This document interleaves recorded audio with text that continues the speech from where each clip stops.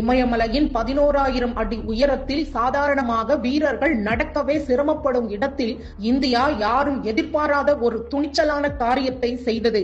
மிக உயரமான போர்க்களத்திற்கு டாங்கிகளை அனுப்பியது.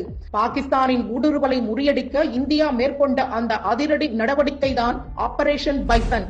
1947-48 இந்திய பாகிஸ்தான் போரின் போது பாகிஸ்தான் ஆதரவு ஊடுருவல்காரர்கள் சுமார் 11,500 அடி உயரத்தில் உள்ள ஜோஜிலா கணவாயை கைப்பற்றினர். காஷ்மீர் பள்ளத்தாக்கையும் லடாக்கையும் இணைக்கும் ஒரே நிலவழி பாதை இதுதான் என்பதால் இதன் இழப்பு லடாக் கையை விட்டு போகும் அபாயத்தை ஏற்படுத்தியது. இந்தியாவின் 77வது பாராசூட் பிரிகேட் ஒரு எதிர்த்தாக்குதலை நடத்தியது. ஆனால் கடும் பனிப்பொழிவு, பனி புயல், ஆக்சிஜன் குறைபாடு மற்றும் உயரமான மலைச்சிகரங்களில் பதுங்கியிருந்த எதிரிகள் என பல காரணங்களால் அந்த முயற்சி தோல்வி அடைந்தது. போர் ஒரு முட்டுக்கட்டையை எட்டியது. இந்த